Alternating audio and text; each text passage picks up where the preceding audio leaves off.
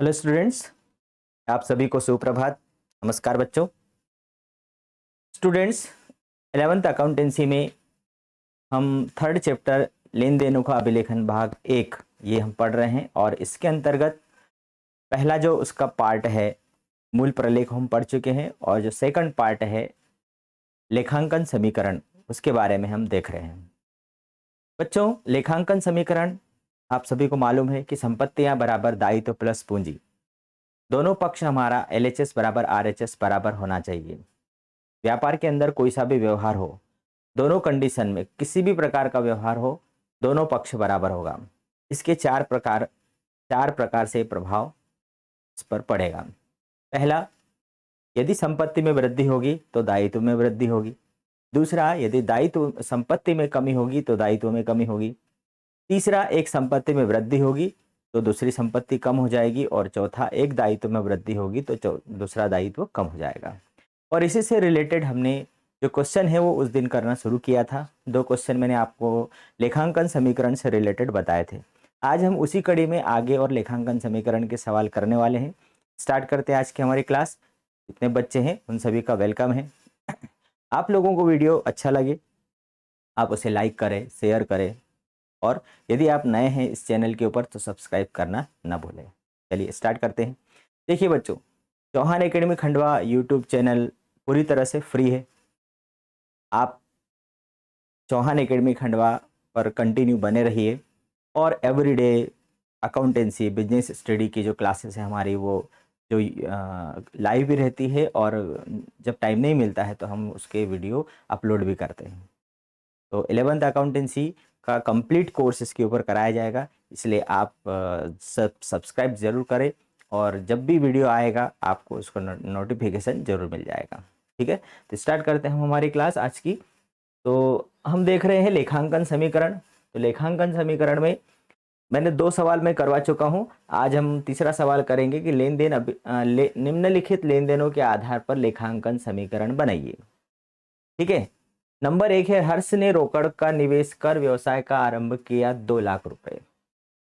हर्ष एक व्यापारी है जिसने 2 लाख रुपए लगाकर व्यापार का प्रारंभ किया।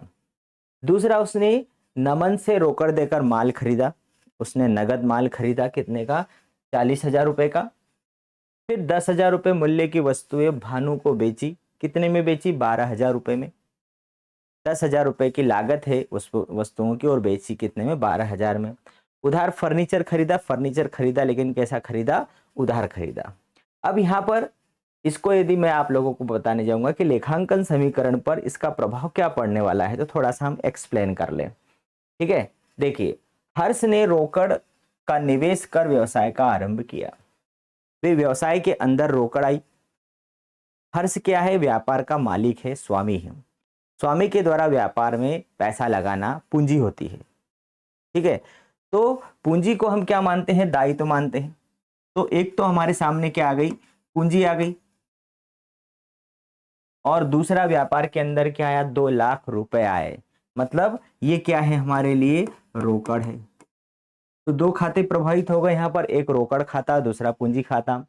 रोकड़ संपत्ति होती है और पूंजी दायित्व होता है। ठीक है, हमारा जो समीकरण है कि संपत्तियां बराबर दायित्व प्लस पूंजी।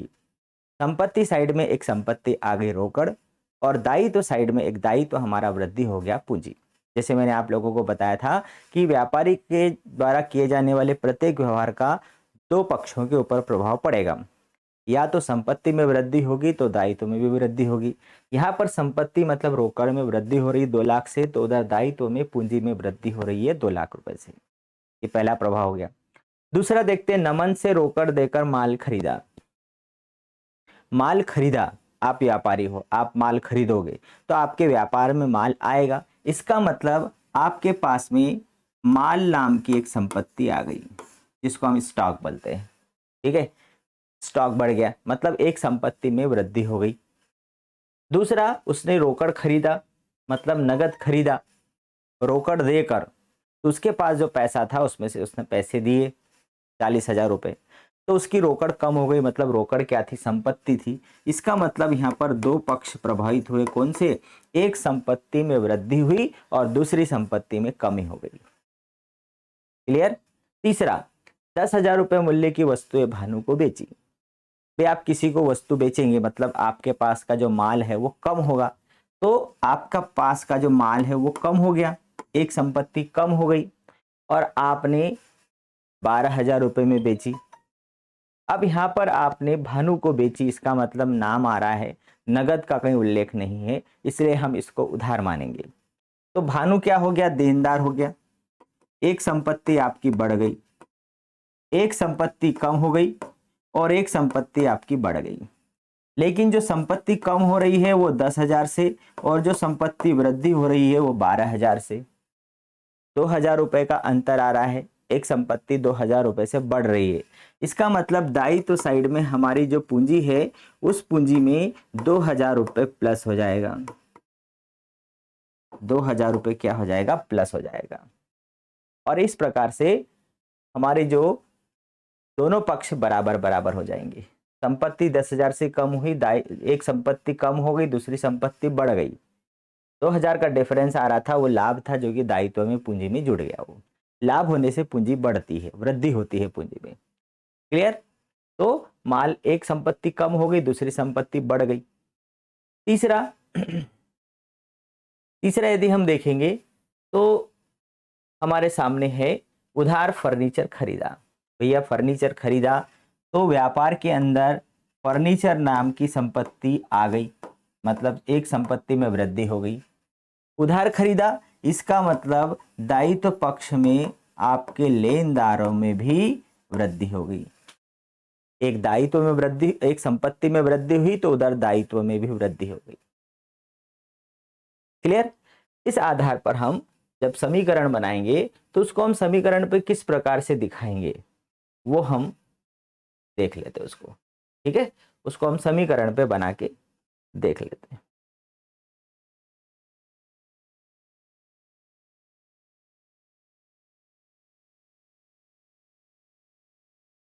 लेखांकन समीकरण या अकाउंटिंग इक्वेशन, बहुत ही आराम से धीरे धीरे इन चीज़ों को आपको सीखना है या समझना है। कितने हैं, 4 आइटम हैं। चलिए 4 आइटम के लिए हम यहाँ बना देते हैं। अब यहाँ पर मैं आपको ये बता दूंगा कि जैसे क्या है, रोकड़ है, ठीक है, स्टॉक है, और देनदार है, और फर्नीचर है। 4 संपत्तियां हैं और 2 दायित्व हैं। तो यहाँ पर हम विवरण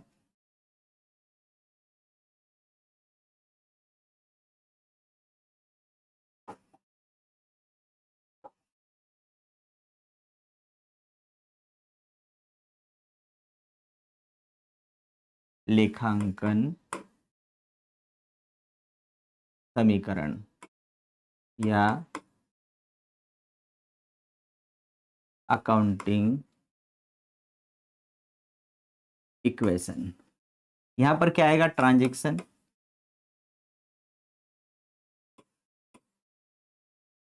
और यहाँ आएगा assets is equal to liabilities plus capital. ये हमारा समीकरण हो गया। अब यहाँ पर सबसे पहले हम संपत्तियां लिख ले, कैश, स्टॉक, डेटर,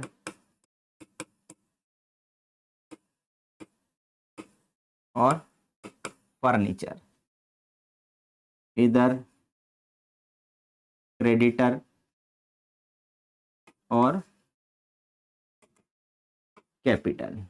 ठीक है, हमें मालूम है प्रश्न को एक नज़र देख करके हम पहले से ही संपत्तियों को ढूंढ ले, कौन कौन सी संपत्तियां प्रभावित हो रही है, कौन कौन से दायित्व आ रहे हैं। ठीक है, अब नंबर एक पर आएगा हमारा कौन सा ट्रांजैक्शन है, बिजनेस स्टार्टेड विथ कैश। रोकड़ से व्यापार प्रारंभ किया उसने, कितनी 2 लाख रुपए से व्यापार प्रारंभ किया, तो संपत्ति बढ़ गई उसकी 2 लाख रुपए से, कैश बढ़ गया। बाकी स्टॉक, देनदार और फर्नीचर पे कोई प्रभाव नहीं पड़ा, इधर लेनदार पर भी कोई प्रभाव नहीं पड़ा, और इधर 2 लाख रुपए की क्या आ गई, उसकी कैपिटल आ गई, पूंजी आ गई, रोकड़ और पूंजी हो गई। दूसरा है नमन से रोकड़ देकर माल खरीदा 40,000। गुड्स परचेस्ड, माल खरीदा 40,000 रुपए का रोकड़ देकर, मतलब -40,000, और स्टॉक बढ़ गया 40,000 का। एक संपत्ति में वृद्धि हो गई, दूसरी संपत्ति में कमी हो गई, इधर कोई प्रभाव नहीं पड़ा। ठीक है, अब इस आधार पर क्या बन जाएगा, हमारा न्यू इक्वेशन बन जाएगा, नया समीकरण बन जाएगा।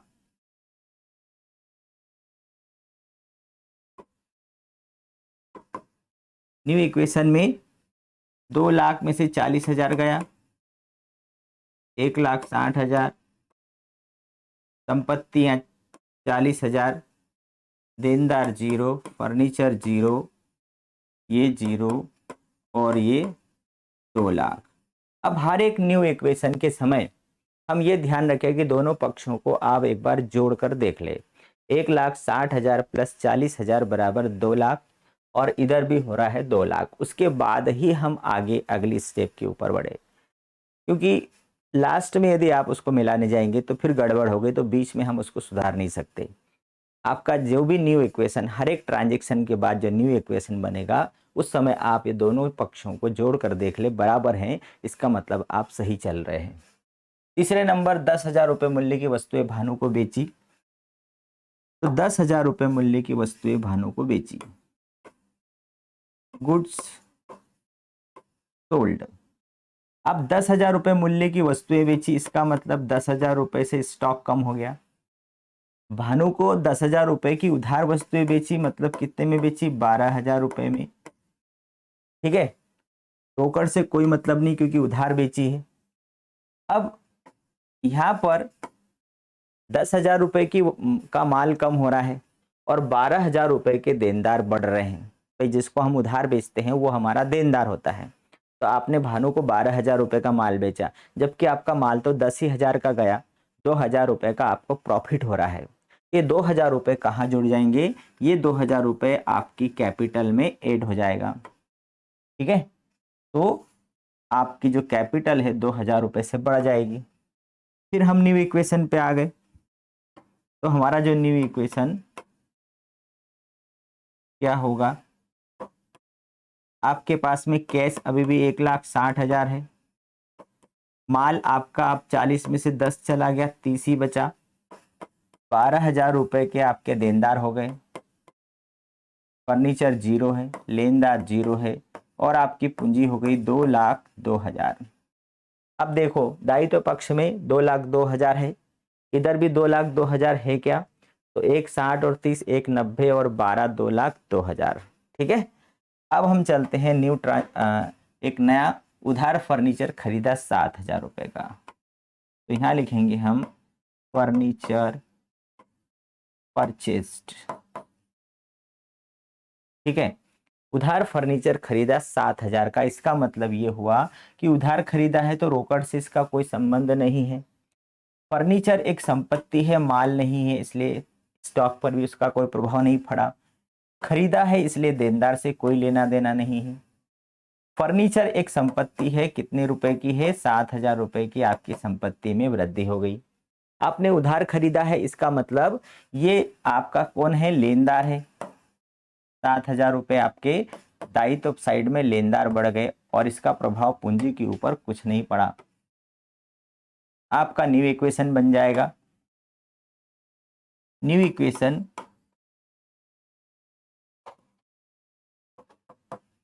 आपके पास 1,60,000 रुपये कैश यथावत है, 30,000 रुपये का माल पड़ा है, 12,000 रुपये के देनदार है और 7,000 रुपये का फर्नीचर है। ये आपका संपत्ति पक्ष हो गया। फिर आपके पास 7,000 रुपये के आपसे लेने वाले हैं और 2,02,000 रुपये की कैपिटल है। अब यदि हम इन दोनों पक्षों को जोड़ेंगे, इन दोनों पक्षों को यदि हम जोड़ेंगे और यदि हम देखने जाते हैं कि भैया दोनों पक्ष बराबर हैं या नहीं है, दायित्व पक्ष को देखेंगे तो 2,02,000 और 7,000 ये हो रहा है 2,09,000 रुपये। इधर इसी प्रकार से देखेंगे तो 1,60 और 30, 1,90, 12, 2,07,000 और 2,02,000 और 7, 2,09,000 रुपये। इसका मतलब ये हुआ कि दोनों पक्ष हमारे यहाँ पर क्या हो गए, बराबर हो गए।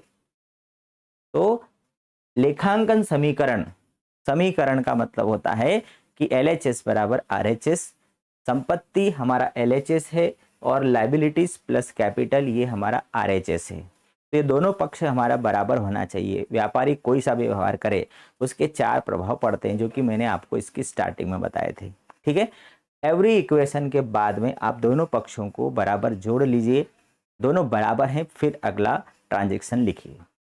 क्लियर? आई होप आपको ये समझ में आ गया होगा। अगले क्वेश्चन की तरफ हम चलते हैं। देखिए, बहुत ही हम शांति से करेंगे, क्योंकि एक एक ट्रांजैक्शन यदि आप समझ गए तो आप उसको कभी नहीं भूलेंगे। और वही ट्रांजैक्शन हर एक प्रश्न में, आप एक सवाल करें या 10 सवाल करें, वही ट्रांजैक्शन करना है। इसलिए आप एक बार में ही उसको समझ गए तो फिर बार बार करने की ज़रूरत नहीं पड़ेगी। चलिए, अब यहाँ भी हम समझ लेते हैं थोड़ा सा पहले। भाई, अमित ने रोकड़ से व्यवसाय प्रारंभ किया। यहाँ पर वही आएगा, एक संपत्ति, मतलब उसके पास में जो रोकड़ नाम की संपत्ति है वो क्या हो रही है, बढ़ रही है। रोकड़ में क्या हो रही है, वृद्धि हो रही है। और दूसरी तरफ पूंजी आ रही है दायित्व पक्ष में। एक संपत्ति में वृद्धि हो रही है और दूसरे साइड में दायित्व में भी वृद्धि हो रही है। ठीक, उधार माल खरीदा। भाई, उधार माल खरीदा तो व्यापार के अंदर माल आया। उधार माल खरीदने पर व्यापार में माल आया, मतलब माल में वृद्धि हो गई। और उधार खरीदा, आप जब भी किसी से उधार खरीदेंगे तो आपके लेनदार बढ़ जाएंगे। इसका मतलब एक संपत्ति में वृद्धि हो रही है, दूसरी तरफ भी एक दायित्व में वृद्धि हो रही है। तीसरा है लेनदारों को भुगतान किया। अब जब हम देखेंगे कि भाई लेनदारों को भुगतान किया, तो आप भुगतान में क्या करेंगे, कैश, मतलब आपका जो रोकड़ है वो क्या हो रहा है, कम हो रहा है। लेनदारों को आपने भुगतान किया तो आपकी रोकड़ कम हो गई। दूसरी साइड में आपके जो लेनदार थे वो भी आपके कम हो गए। आपसे जितना पैसे लेने वाले लोग थे, आपसे मान लो कितने पैसे लेने वाले थे, 50,000 लेने वाले थे, उसमें से आपने उनको 30,000 रुपये दे दिए, तो अब 20,000 रुपये के लेनदार बचे ना, तो लेनदार कम हो गए। इसी प्रकार से आपने 30,000 रुपये दिए तो आपके पास जो रोकड़ थी उसमें से 30,000 रुपये कम हो गए, तो रोकड़ भी कम हो गई। क्लियर? अब वेतन दिया, जब आप वेतन देंगे तो रोकड़ के रूप में देंगे। इसका मतलब आपके पास से रोकड़ क्या हो जाएगी, कम हो जाएगी। और आपकी जो पूंजी है वो भी क्या होगी, कम हो गई। जब भी लाभ होगा या इनकम होगी तो आपकी पूंजी में वृद्धि होगी, और जब भी हानि होगी या व्यय होगा उससे आपकी पूंजी कम होगी। बस ये 2 बात ध्यान देना है। आपने वेतन दिया, रोकड़ कम हो गई, और उधर आपकी पूंजी कम हो गई। एक संपत्ति में कमी आई तो दूसरी तरफ दायित्व में भी कमी आ गई।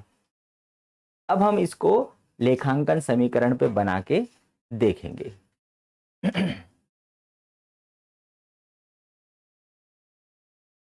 चलिए, लेखांकन समीकरण का निर्माण कर लेते हैं हम। बहुत आसान है समीकरण बनाना, क्योंकि हम अभी तक आप लोग प्लस एंड माइनस सीखते आए हैं मैथ्स के अंदर, और 11th क्लास में लेखांकन समीकरण देना, ये आपको प्लस माइनस की प्रैक्टिस कराना है कि भैया आप प्लस माइनस करना भूल तो नहीं गए हैं। ठीक है, तो ये सबसे फर्स्ट आ जाएगा हमारा ट्रांजैक्शन। उसके बाद में ऊपर हमारा समीकरण लिखने के लिए नीचे संपत्ति और दायित्व लिखने की जगह है। सबसे पहले हम लिखेंगे अकाउंटिंग इक्वेशन।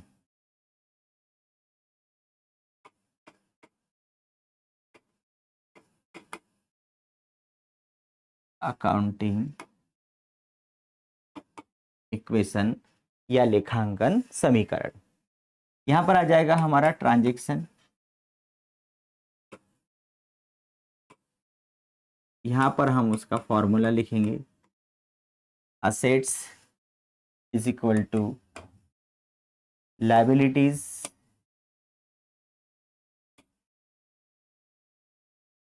Plus capital. अब हम इकट्ठी लिख लेते हैं, कौन कौन सी संपत्तियां हैं, कौन कौन से दायित्व हैं वो देख लेते हैं। चलिए, एक तो रोकड़, स्टॉक,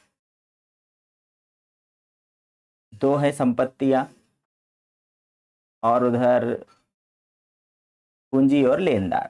ठीक है, तो cash plus stock,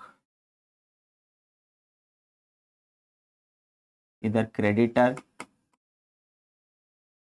plus capital.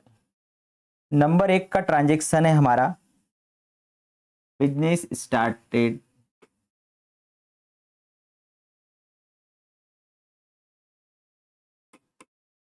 With cash,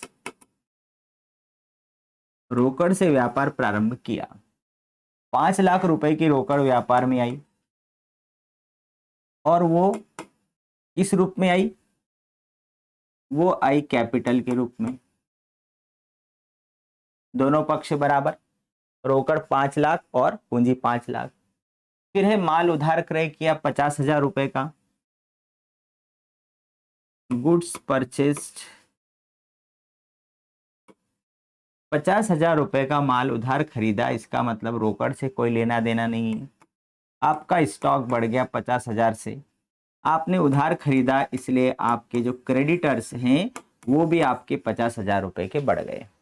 एक संपत्ति में वृद्धि हुई और दूसरी तरफ एक दायित्व में वृद्धि हो गई। आपका न्यू इक्वेशन बन जाएगा। न्यू इक्वेशन बना देते हम,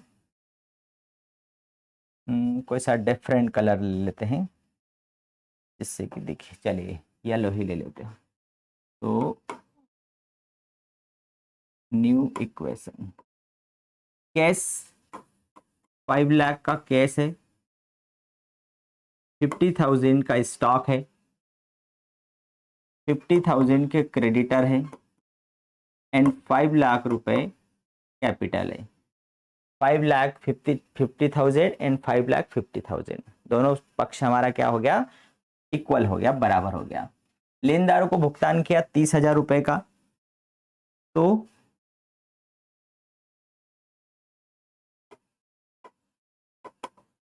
पेड टू क्रेडिटर्स, लेनदारों को भुगतान किया।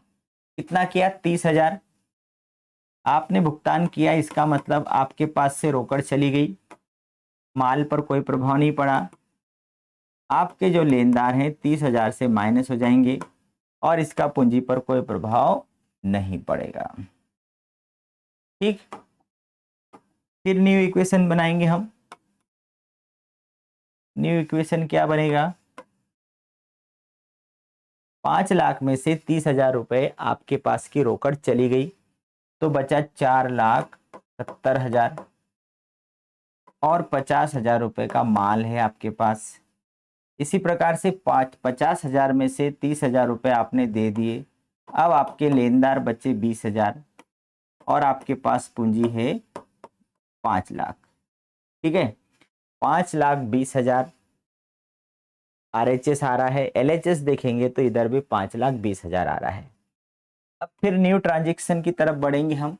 वेतन दिया 5,000 रुपए का, सैलरी पेड। आपने वेतन दिया, इसका मतलब आपके पास से कैश 5,000 रुपए चला गया। माल पे कोई फर्क नहीं पड़ा, लेनदारों पे कोई फर्क नहीं पड़ा है। लेकिन आपकी जो पूंजी है 5,000 रुपये से कम हो जाएगी। अब यहाँ पर ध्यान देने वाली बात यह है कि आप बोलेंगे आय और व्यय, जितने भी एक्सपेंसेस हैं व्यय होने से आपकी रोकड़ कम होती है और पूंजी भी कम हो जाती है। इधर पूंजी कम होगी, और जब इनकम जैसे कमीशन प्राप्त हुआ, ब्याज प्राप्त हुआ, है ना, तो उससे आपकी पूंजी बढ़ेगी। और व्यय होने से वेतन, किराया, बीमा, उससे आपकी पूंजी कम हो जाएगी और इधर रोकड़ भी कम हो जाएगी। न्यू इक्वेशन बनाएंगे हम। तो हमारा जो न्यू इक्वेशन बन गया 4,70,000 में से 5 गया 465 प्लस 50,000 इज इक्वल टू 20 और 4,95,000। अब दोनों पक्षों को यदि हम जोड़कर देखेंगे तो दोनों पक्षों को आप जोड़ लीजिए। 4,95 5,15,000, 5,15,000, इधर भी आ रहा है 5,15,000। इसका मतलब हमारा दोनों पक्ष क्या हो गया, बराबर बराबर हो गया। ठीक है, दोनों पक्ष हमारे कैसे हो रहे हैं, बराबर हो रहे हैं। इधर भी 5,15,000, इधर भी 5,15,000, दोनों कंप्लीट हो गए। समझ में आ गया होगा आपको। वही बार बार आती है ट्रांजेक्शन्स हमारे सामने, एक बार यदि हम समझ गए तो फिर हमें उस पर कोई समस्या नहीं आएगी। अब फिर देख लेते हैं, यहाँ पर राम ने व्यवसाय प्रारंभ किया 2,50,000, इसको समझाने की जरूरत नहीं है। अब मैं यहाँ पर अकाउंट्स का नाम लिख लेता हूँ, कैश एंड कैपिटल। दो पर प्रभाव पड़ा। श्याम से माल खरीदा तो स्टॉक और क्रेडिटर। सोहन को माल बेचा तो स्टॉक कम हो जाएगा, देनदार बढ़ जाएंगे।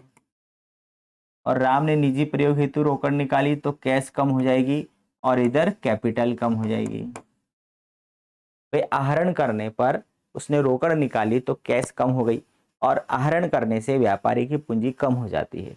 सोहन को माल बेचा तो माल कम होगा, और उधार बेचा है इसलिए क्या होगा कि देनदार बढ़ जाएंगे, और जो डिफरेंट आएगा वो हम क्या करेंगे, कैपिटल में ऐड कर देंगे।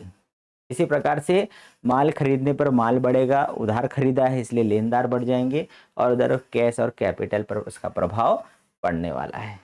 ठीक है, ये बार बार ये वही चीजें आती है। अगला सवाल, इसी को हम लेखांकन समीकरण में फिट करके देखते हैं।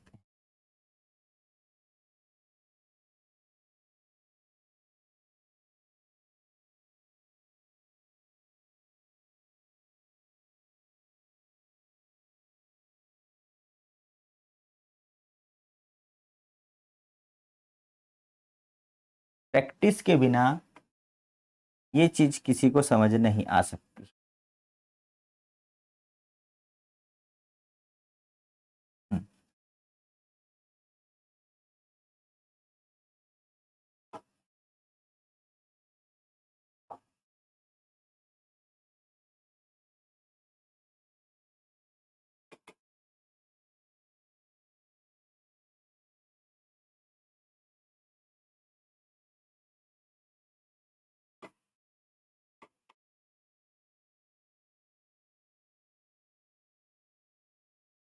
असेट्स, अब असेट्स हमारी कौन कौन सी है, एक तो कैश है, हम लिख लेते हैं उसको।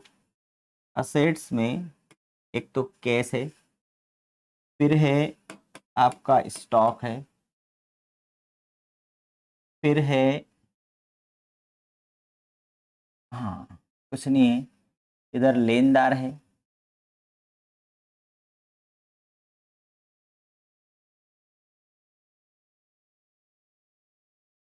और कैपिटल है। तो पहले ही हम डिसाइड कर ले कि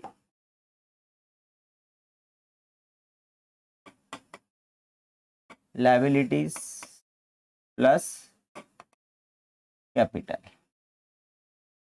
business start, business started with cash. 2,50,000 रुपये व्यापार के अंदर रोकड़ के रूप में आए। स्टॉक पे कोई फर्क नहीं पड़ा, लेनदार पे कोई फर्क नहीं पड़ा। 2,50,000 रुपये हमारे किस रूप में आए? पूंजी के रूप में आ गए।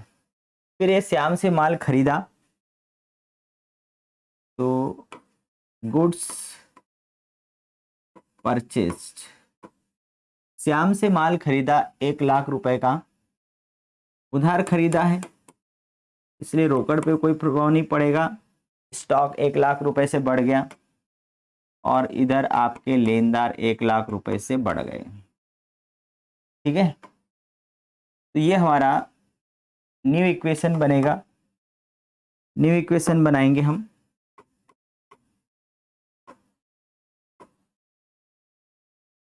$2,50,000 कैश, 1,00,000 रुपए का माल, इधर 1,00,000 रुपए के लेनदार और 2,50,000 रुपए की पूंजी। फिर ये सोहन को माल बेचा 20,000 रुपए का। गुड्स सोल्ड, गुड्स सोल्ड कितने का माल बेचा? 18,000 की लागत का माल 20,000 में बेचा। उधार बेचा है, 18,000 रुपए की लागत का माल बेचा है। इसका मतलब हम क्या करेंगे? माइनस करेंगे। भाई माल कम हो गया ना, 18,000 रुपए से आपका माल कम हो गया, तो माल कम हो गया और आपने बेचा है, इसका मतलब देनदार आपके बढ़ जाएंगे। भाई उधार बेचा है ना, तो उधार बेचने के कारण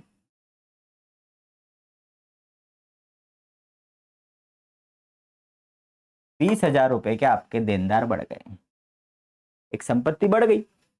अब 18,000 का माल कम हुआ और 20,000 रुपये आपने उधार बेचा, इसका मतलब 2,000 रुपये से आपकी पूंजी बढ़ गई। भाई माल कम हो रहा है 18,000 से और आपके देनदार बढ़ रहे हैं, दूसरी संपत्ति बढ़ रही है 20,000 से। 2,000 रुपये प्रॉफिट हो रहा है, 2,000 रुपये प्रॉफिट हमने पूंजी में जोड़ दिया। न्यू इक्वेशन बन जाएगा हमारा, है ना। इस टाइप का प्रश्न हमारा पहले आ चुका है। 2,50,000 रुपये हमारी रोकड़, 1,00,000 में से 18,000 रुपये का माल हमने बेच दिया, तो बचा 82,890 मतलब 82,000 रुपये, 82,000। और 20,000 रुपये के आपके देनदार हैं जो आपको पैसा इन फ्यूचर में मिलने वाला है। 1,00,000 रुपये के लेनदार हैं जिनको आपको पेमेंट करना है और आपकी पूंजी हो गई 2,52,000 रुपये की। ठीक, न्यू ट्रांजेक्शन हम देखेंगे। राम ने निजी उपयोग हेतु व्यवसाय से रोकड़ निकाली 50,000 रुपये। यहाँ आ जाएगा, हम बोलेंगे ड्राइंग, आहरण। ठीक है, इसको आहरण कहा जाता है। 50,000 रुपये निकाले मतलब सीधे सीधे रोकड़ 50,000 से कम हो गई। इसका माल पे कोई फर्क नहीं पड़ेगा, देनदारों पे कोई फर्क नहीं पड़ेगा, लेनदारों पे कोई फर्क नहीं पड़ेगा, लेकिन उसकी पूंजी भी 50,000 रुपये से कम हो जाएगी, क्योंकि मालिक व्यापार से पैसा निकालेगा, आहरण जब भी करेगा तो उसकी पूंजी कम होगी। ठीक है, अब हमारा न्यू इक्वेशन तैयार हो गया है, मतलब हमारी लास्ट ट्रांजेक्शन भी हो गई है। न्यू इक्वेशन कितना हो गया? 2,00,000 रुपए का कैश बचा आपके पास, 82,000 का आपके पास माल बचा, 20,000 रुपए के आपको देने वाले लोग हैं, 1,00,000 रुपए आपको लोगों को देना है और 2,02,000 रुपए की पूंजी आपके पास बची है। अब इन दोनों को यदि हम ऐड करेंगे, जोड़ेंगे दोनों पक्षों को, और हम देखेंगे कि भैया दोनों पक्ष बराबर हो रहा है कि नहीं हो रहा है। 2,02,000 और 1,00,000 मतलब 3,02,000 रुपये इधर आ गया।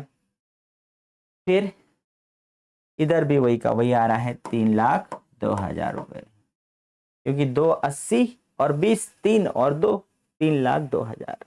ये इस प्रकार से हमारा LHS बराबर RHS, मतलब दोनों पक्ष क्या हो गया? बराबर बराबर हो गया। बहुत सिंपल से क्वेश्चन है, परीक्षा में भी इसी प्रकार से आते हैं। फिर पहले में भी कोई समस्या नहीं, दूसरे में भी कोई समस्या नहीं, तीसरे में एक समस्या आती है कि 18,000 का माल बेचा और 20,000 में बेचा।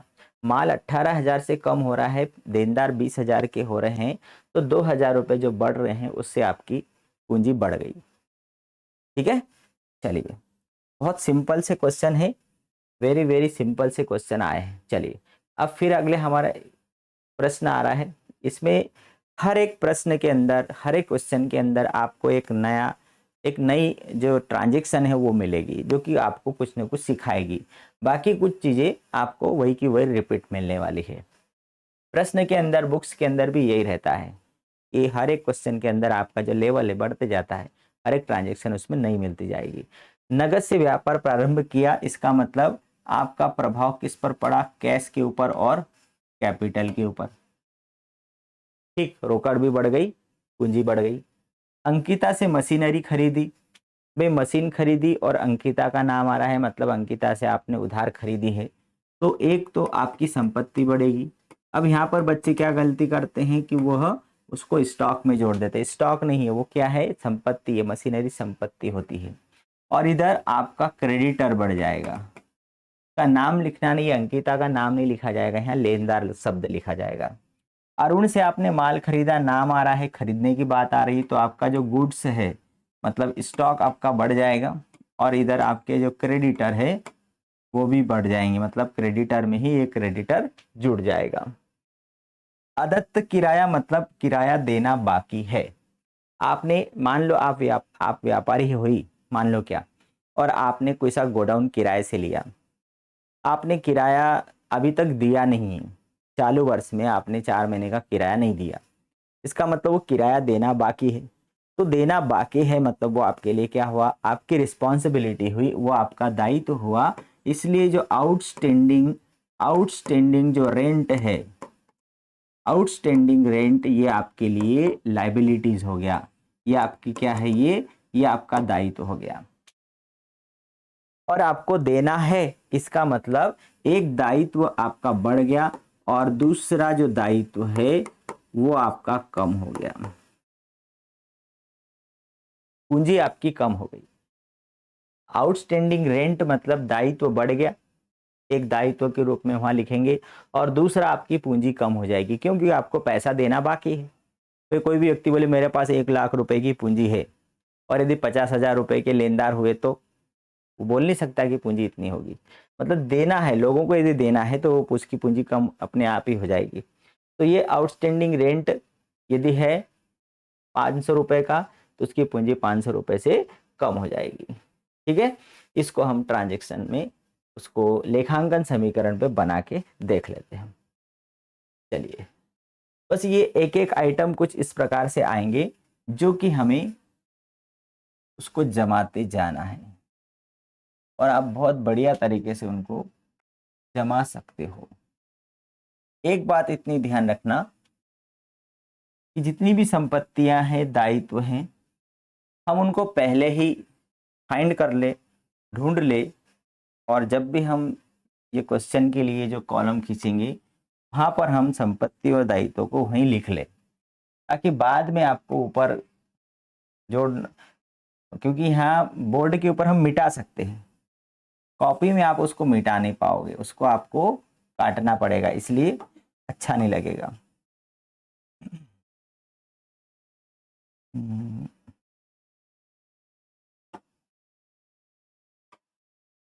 दिख रहा है?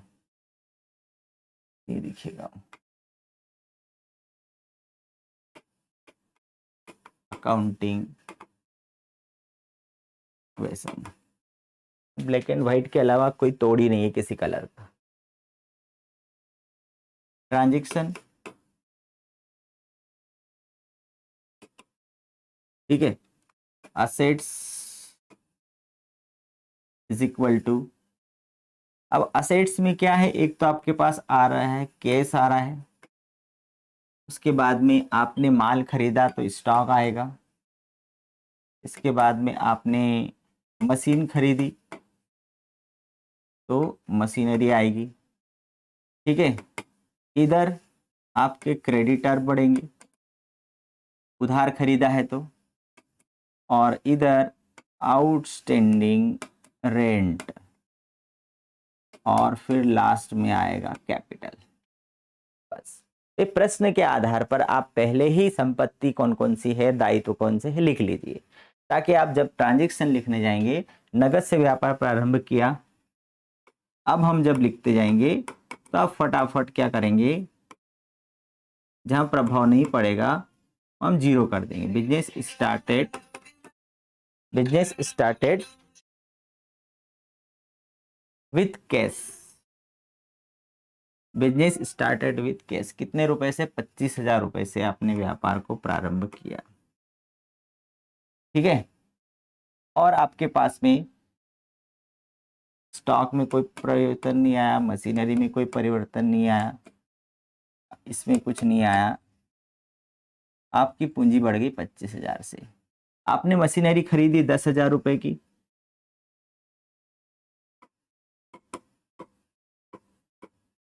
मशीनरी परचेस, उधार खरीदी है इसलिए स्टॉक पे कोई फर्क नहीं पड़ेगा। आपने मशीन खरीदी है 10,000 की, आपके लेनदार 10,000 रुपए के बढ़ गए, आउटस्टैंडिंग पे कोई फर्क नहीं है, वो हो गया बराबर।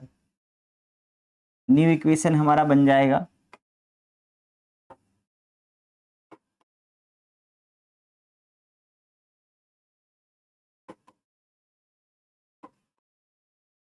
पच्चीस हजार,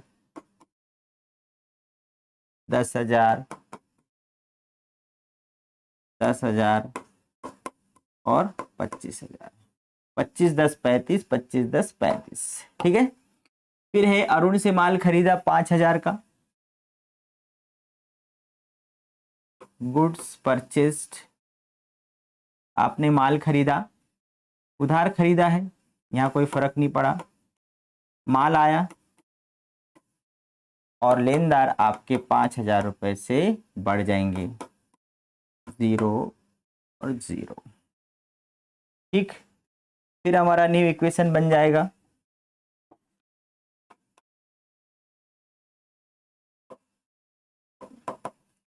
कैश 25,000 रुपए, माल आपका बढ़ गया 5,000 से, और मशीनरी है आपके पास 10,000 की, लेनदार 15,000 रुपए के हो गए, अदत्त किराया अभी लिखा नहीं है, और 25,000 रुपए पूंजी है।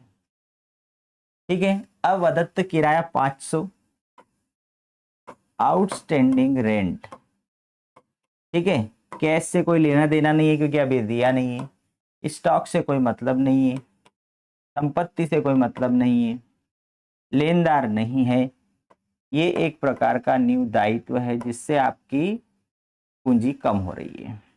ठीक है, तो ये बन जाएगा हमारा, फिर से न्यू इक्वेशन बनेगा, यहाँ पर न्यू इक्वेशन बना देते हम, 25,000 प्लस 5,000 प्लस 10,000, 25 5 30 10 40, 15,000 प्लस 500 प्लस 24,500, 24,500 और 500 25, 25 5 30 और 10 40। यदि हम दोनों पक्षों को यदि हम बराबर जोड़ना चाहेंगे तो इधर भी 40 हो रहा है और इधर भी 40 हो रहा है। क्लियर, ये दोनों पक्ष यहाँ पर हमारे बराबर हो रहे हैं, LHS बराबर RHS। तो इसी प्रकार के सवाल हमारे आते हैं, संपत्तियां बराबर दायित्व। ठीक है, ये अकाउंटिंग इक्वेशन से रिलेटेड क्वेश्चन है, इनकी आप प्रैक्टिस करिए, तैयारी करिए, जितना आप सेल्फ प्रैक्टिस करेंगे उतना आप सीखेंगे। फिर अगली क्लास में हम मिलते हैं कल, तब तक के लिए गुड बाय।